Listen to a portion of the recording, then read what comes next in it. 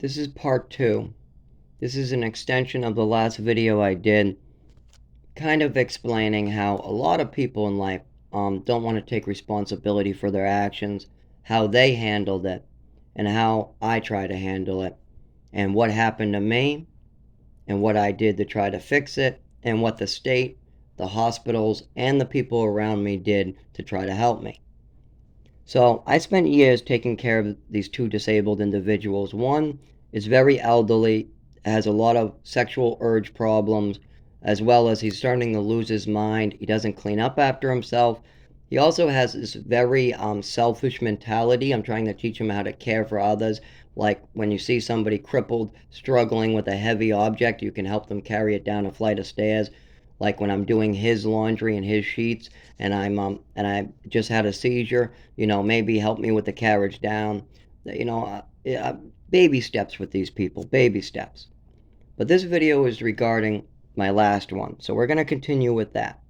Just keep in mind that these two people are, one of them's labeled independent, has been in the prison for some of his way he is, and I'm working on trying to get him adapted to be by himself, because when I leave, which very soon, he's going to be by himself doing these things with children all around the area. And so just keep that in mind, as well as I've had to put out many fires, and I've already talked to the state. I'll go over that too. And also keep in mind that this Raymond has the mental capacity of a 7-year-old. And he has never taken responsibility for a single action. Even when you see him right in front of you do something, he'll say he didn't do it. Literally, like if he stole money from your wallet and you're watching him go in your wallet and take the money, and you say, "What are you doing? Stop taking my money." "I'm not taking your money," is what he would say. Even though he's clearly doing it in front of you, he'll say he's not doing it. That's a very common occurrence with children, not adults. But I'm seeing it in a lot of people. I've even seen it with my family before. "Oh, this didn't happen."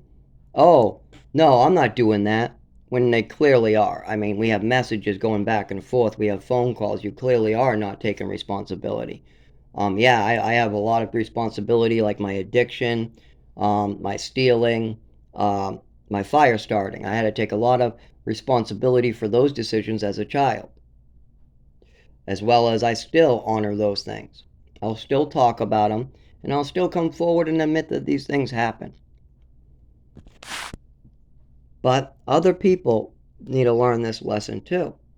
And I'm going to go further with my roommate and explain that situation. So we left off. I just had a seizure. I bled all over the wall, all over the carpet. I barely got on the bed. And now he's trying to have sex with a guy who's bleeding all over the place. I mean, I was bleeding everywhere. I couldn't move. I couldn't walk. I'm shaking horribly. I'm shaking on the bed. And this guy is trying to strip me, lick my ear out, push me down, and make out with me so he can, push me down like my back onto the bed. I'm sitting up in the bed shaking, trying to figure out how to get to the hospital. And this guy's trying to push me back to have sex with me. It's very clear because he's making out with my ear, trying to do all different stuff. And that's horrible. And I did report this, by the way. I'm going to get into that as well. So after 2 days, I took a picture the second day by asking my roommate Raymond to take the picture for me. I was able to teach him how to press 2 buttons to take a picture. After that picture was taken, then I waited until I could walk, or I asked them to call 911, but they said they didn't know how to use the phone. Both these people said they could not dial 911. I said, "Call an ambulance, call 911, call an ambulance, stay away from me, call." 2 days went by, 48 hours of me bleeding on a bed. So I have a blurry picture that's no good. I'm bleeding on a bed, asking for help, nobody's giving it to me. After 2 days of this, Raymond's very worried. He's the one who's supposed to have the least intelligence of the house. But I am messed up because I just had a severe head injury. And he's now worried. I can't get to the hospital. And then my roommate, David, is just trying to have sex with me and sponge bath me and do weird, awful things. So I just can't deal with this anymore. It's not going good. I'm also been taking those medications my mother. I started back like 2 months prior to this. I started taking some sleeping medication that my mother prescribed me as a child and I was on for like 20 years. But I had a lot of side effects. I was reporting to doctors with this, but they said it's fine. Your heart beating weird is fine. The hangovers in the morning is fine. We'll just up the dose.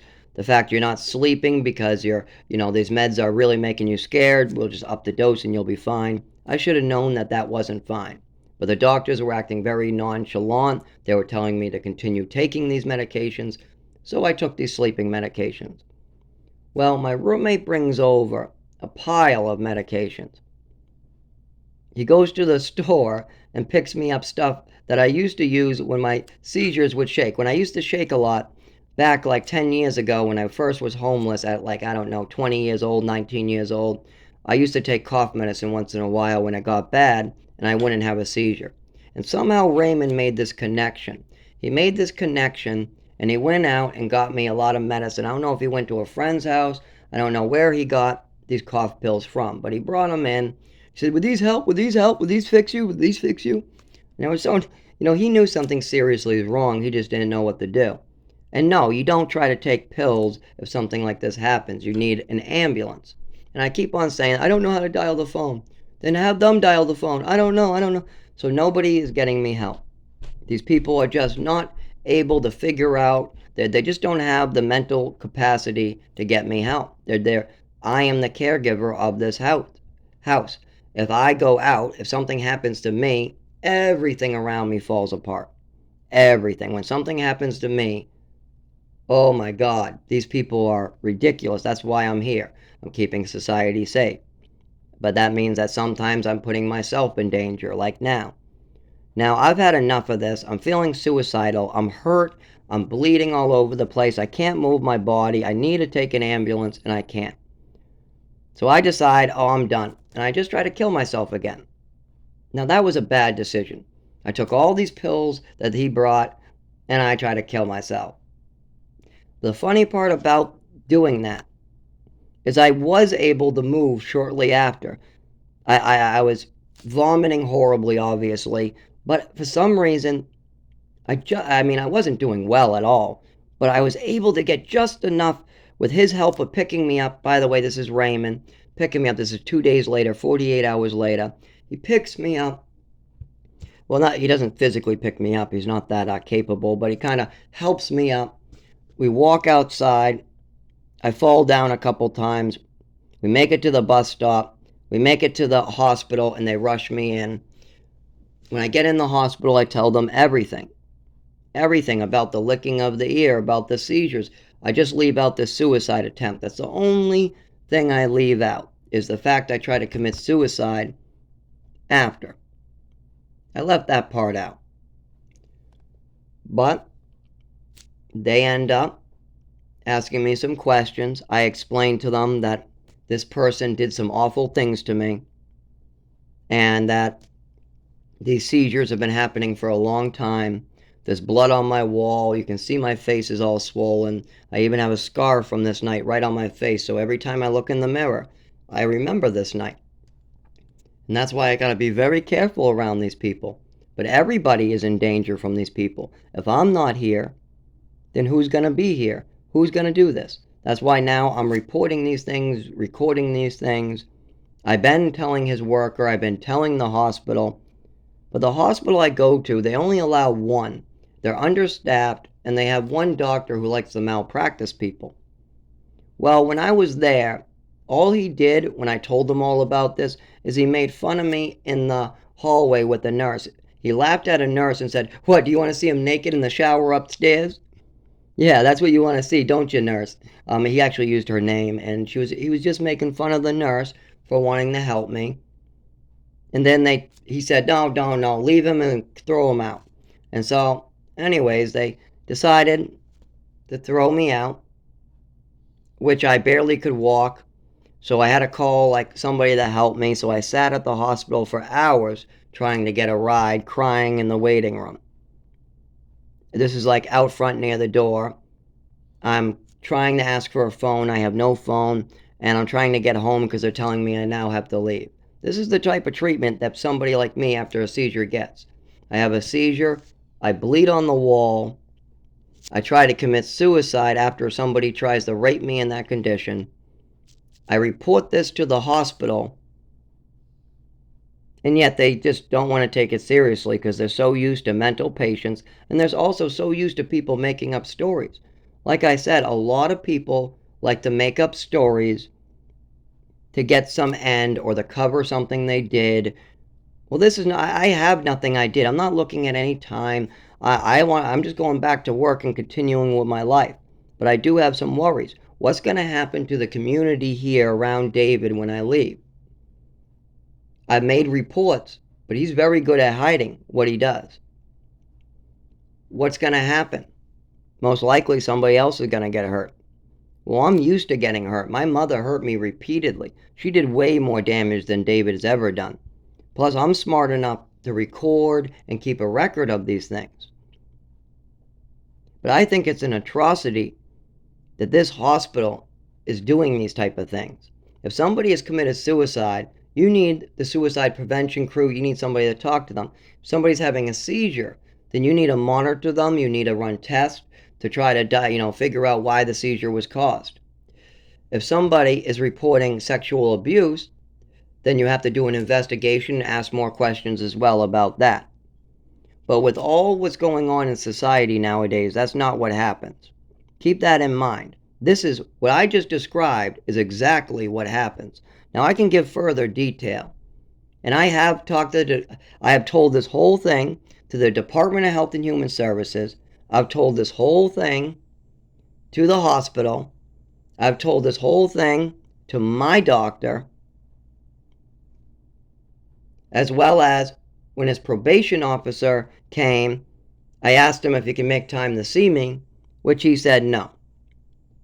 So I have tried to keep the community safe, and I want nothing out of this. I've said I've moved on.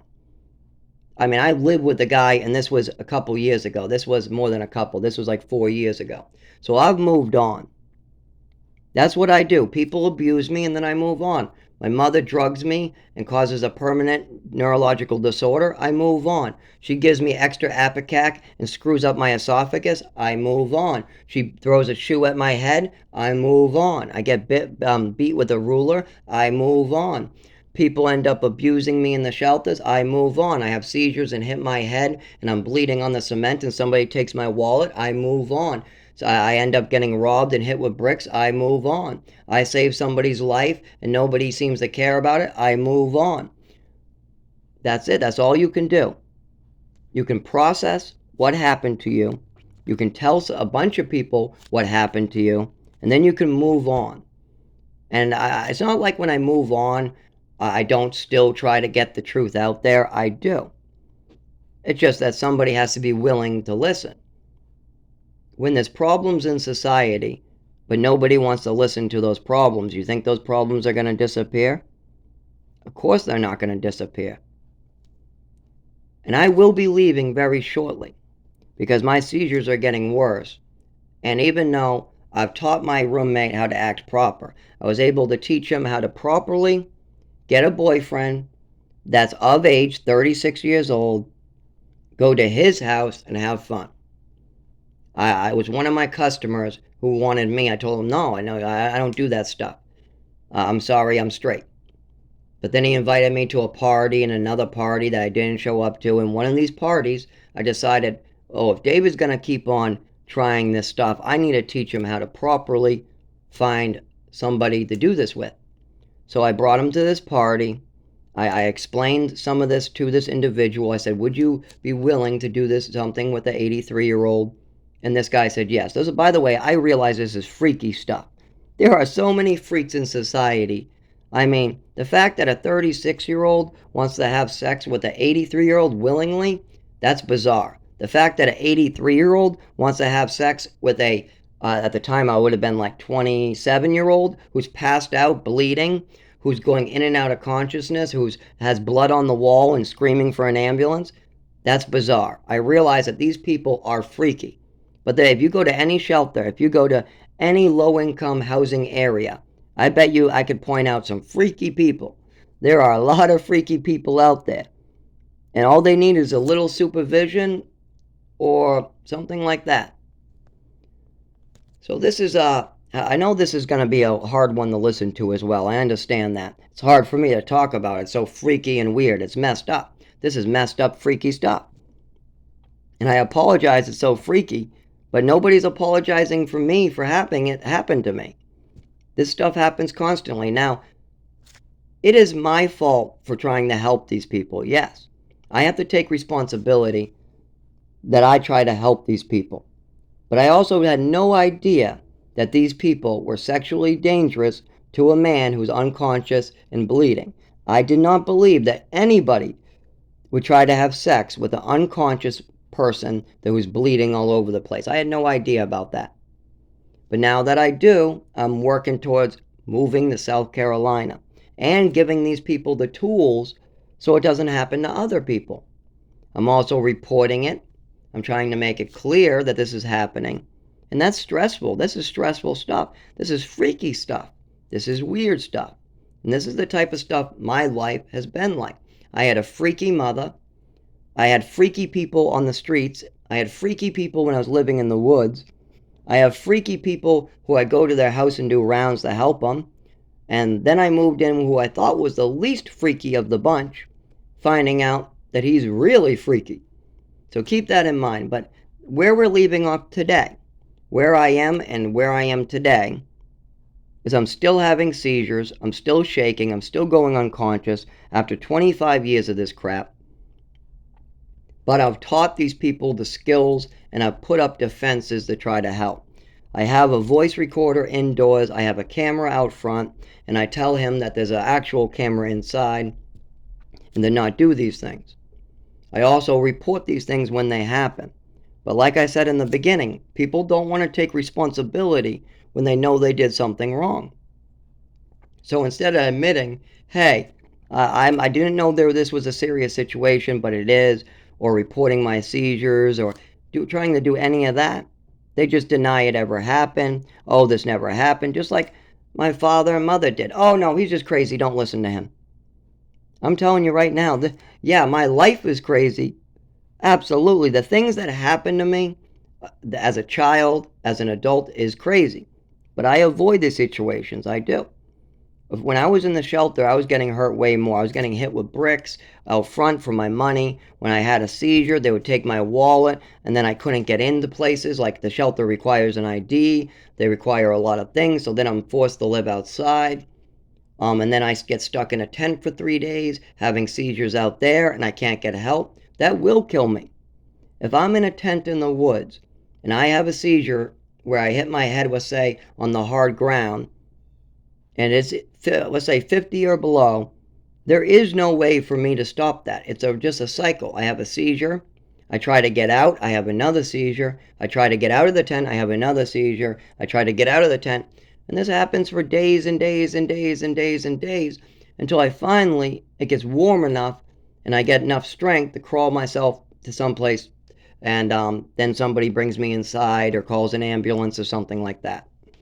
There's also a lot of hospital visits that have been reported when I was homeless. So it's way more dangerous for me to be outdoors than be helping somebody who has sex problems.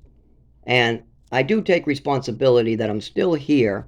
I'm still living with this guy. I'm still trying to help this guy understand how to have a proper relationship with other people in other buildings. There's a trailer park down the street, and he has a friend, and that friend has a relationship with him now. And I'm hoping that shows him you don't have to take advantage of people. You don't have to take advantage of children. You don't have to take advantage of me when I'm unconscious and when I can't talk or move. You don't have to take advantage of people. And I've reported these things several times to the hospital, to case managers, because I am very worried about what will happen when I leave. But this is something I'm working on with a bunch of people in society. I know the world's a better place because I've made it a better place. But the things going on out there and the things that are being allowed to go on are wrong. You cannot drug children for disability. That's wrong. I've been speaking up for 25 years about how I was repeatedly drugged and abused with drugs, and no one's done anything about it. If anything, I was drugged more. Once when my mother found out I was speaking up, oh boy, I got it way worse. So that made me much worse. And that's usually what happened when I spoke up. I spoke up about something, and then my life would get a lot worse because people didn't handle it right. When I didn't have any classes for a whole entire year, and I was just playing with toys on the ground for a whole year, I told my parents about that. Did anything get better? Absolutely not. I was punished in front of the whole school. When I spoke up about the dangers of my roommate, how I'm worried that he might be dangerous, how I'm worried for my own safety, how these seizures and these neurological conditions harm me. Has the doctors tried to help me with the seizures and the neurological condition? Yeah, finally, just this year.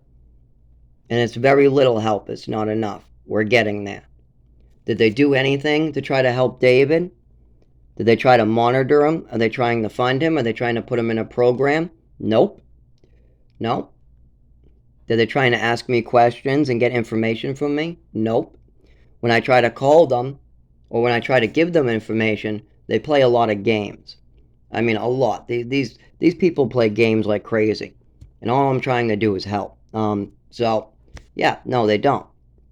When somebody is being dangerous in society, or they're lying and manipulating, does anybody do anything about that? No. They just let the whole thing go. And this is the problem in society. This is where I come in. I helped him understand how to properly have sex without hurting somebody. He can go to this friend's house, go to a party where there's other men, and while they're all messed up or whatever they're doing, if they're willing, what somehow these freaky people are, then that's the safe way to do it. These are grown adults who are making a willing decision to have sexual intercourse with you. That's the proper way to do this. You do not take advantage of children. You do not take advantage of dead bodies. You do not take advantage of people who are unconscious and having seizures. The dead bodies never happen, but if somebody is willing to, do these things to me while I'm having seizures, unconscious, blood's on the wall, I'm sure that they would be like, ooh, that guy just died. And that's messed up. These people are freaky, freaky, freaky. And part of it is the prison system. It is. The prison system does not rehabilitate these people. They just mess them up more in the head. I've seen this with hundreds of cases. That's why I come in. Now David can go to a party and have consensual sex because he has the skills that he needed to do that. Now it's time for me to move out before I get hurt. I don't think that there's any danger of me getting hurt from a seizure anymore. And that's because I put in the work. Not because the state helped me. Not because the hospitals helped me. It's because I installed recording devices. I installed cameras. And I showed a dangerous person how to do what they were doing in the right manner. But keep in mind, the big problem that these people still have is they want to make up stories, dodge responsibility, and that causes problems all over society, especially with corporations. I mean, I could clearly see our former president, clearly lying in front of lots of people. Now, maybe he was just mistaken, but I truly believe that a lot of these people I see making outlandish statements know they're making these statements. They just don't want you to look at something else. They're in trouble for something, and they're going to just dodge the question by making up a story. I'll give you another example when that happens. I had my DMH worker, me, and my mother and my father all in a room. My mother was day drinking, and she didn't want anybody to know. So she was getting pressured about this bottle she drank. I'm living in a program. I just showed up.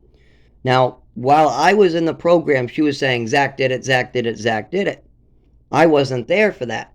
But when I did get there, She said, Zach did it. I said, no, you're a liar. I know you're a liar. I didn't drink nothing down there. I know you're a liar. What she was lying. She knew what she did, and she was lying about it. After a week of this, after she continually blames me for something she did, makes up stories to cover up what she did, after a whole week of this, after I try every single method to get her to tell the truth, she finally tells the truth. Okay, I drank it. Okay, now we're getting somewhere. Now you're taking responsibility for your actions. Now keep in mind, she was like in her 50s. Maybe even just hit 60. No, she was like 58, 59, and she still hasn't learned how to take responsibility for her own drinking.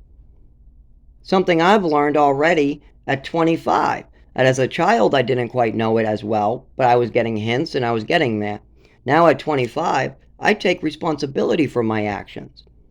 But these grown adults want to blame children and blame other people for their actions. My roommate wants to blame other people for his sexual urges. My mother wanted to blame her child for her day drinking. And to kick it all off, after my mother admitted to what she did, of course I got angry. I said, see, I knew you were lying. Which I knew it, I did know it. At this point, she showed a little more of herself as well. And this is a red flag that everybody should have been paying attention to. She made the statement, I didn't have to admit anything. I could have left the blame on you. That's wrong. You do have to take responsibility for your actions, even if you're an adult. I don't care if you're 60, 70, 80 years old. I don't care if you're 20. I don't care if you're 30. I don't care if you're 40. Don't care if you're 50. You have to take responsibility for your own actions. Society has to stop blaming other people for their own actions. Yes, I took drugs in my life, and I try to treat this neurological disorder with those drugs. And yes, those drugs were alcohol and opiates. And yes, those drugs are going to cause some health problems. I take full responsibility in that. But other people need to take their responsibility too. If you drink and day drink, you can't blame the child. If you drug your child constantly and cause them a permanent disability because you want money from the government and you want things to be easy for yourself and you want your kid to shut up and be quiet so you can change the channel, you got to take responsibility for that. You got to stop blaming the children. That's like blaming the dog. The dog did it. You can't do that. That's children who do that. But adults are doing it now. You got grown adults blaming the dog, making up stories. They have not learned how to take full responsibility for their actions yet. And I truly see this in society everywhere. It's a big problem. One thing we can do to fix this is try to install more public cameras. Hold people accountable with visual proof. That's one thing that's very helpful, I found. If an officer is going to beat somebody and he's on camera, he can't go later and say, I didn't do it. I don't know what you're talking about. He can't say that because it's on camera. If he's looking at it in the courtroom, himself beating somebody, he can't say that no more.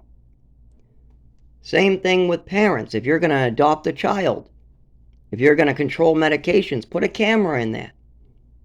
When the shoe goes flying, when the ruler comes out, when the drugs are counted, well, you'll see the reaction on camera. You'll see the kid pass out, crawl to the newspapers. You'll see the phone call. You'll see the time of when the phone call was made. These things could help. Having surveillance and giving up our, well, what do they call, privacy. Yes, our privacy is very important. But taking responsibility for your actions is also important.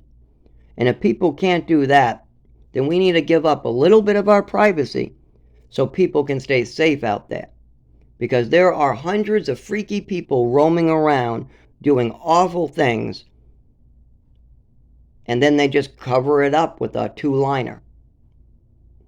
And the government, the state, the hospitals, the medical professionals do little to nothing about this. Now that's why surveillance might come in handy. It's time to give up some of our privacy to save the next generation. And keep in mind, I've moved past all this stuff. I know it sounds crazy that I can move past having a seizure, hitting my head, bleeding on the wall, waiting 2 days for an ambulance, and then having a guy try to have sex with me. But see, I've been moving on with getting drugged and having a neurological condition for 25 years over and over. I had to deal with way worse on the streets, people hitting me with bricks, people stealing everything and having to restart. I even had a police officer come into my apartment and hold my head into a toilet in Lynn. He came in, grabbed my head, put my head in the toilet, and then I tried to inhale the water. Then he said, "What, are you crazy trying to drown yourself?" I said, "You think I'm crazy? You're the one putting a guy's head in the toilet trying to drown him and waterboard him." But see, this is the problem. That officer had no badge. He had no camera in it, I mean. He had no surveillance. He had a badge on, but I mean, there's no camera in the badge. There's nothing where I could go into his superior and say, this can't be happening. Because he'll say it just never happened. That's how that officer, I didn't even bother making a complaint when he did that. I knew I was an addict at the time. I knew I was letting homeless people stay at my apartment. So what would happen if I went in and reported this officer for keeping my head in the toilet? Nothing, because there's no surveillance at all. And I guarantee you the officer would make this statement. That never happened. He's telling a story. That's a very common way to dodge responsibility. That's why we need a lot more surveillance. That way we have a lot more record keeping. We have a lot more proof out there that can help people. As well as we shouldn't let these complaints fall on deaf ears. If something serious is going on, there needs to be an investigation opened up right away. They need to be asking, what more can you tell me? What more can you tell me about this? That way when I leave, the community around me is safe. Because small children are impressionable. When you do things like what happened to me to a child, it has long-term consequences, behavioral, psychological, and physical consequences. When you do any harm to a child in any manner, they will have physical, mental, cognition problems. I mean, just problems in general. So keep that in mind. I'm going to try to redo this video as well. This one is going to be just kind of a guide on how I'm going to write this. This one I have not written. I have not really talked much about the cop putting my head in the toilet.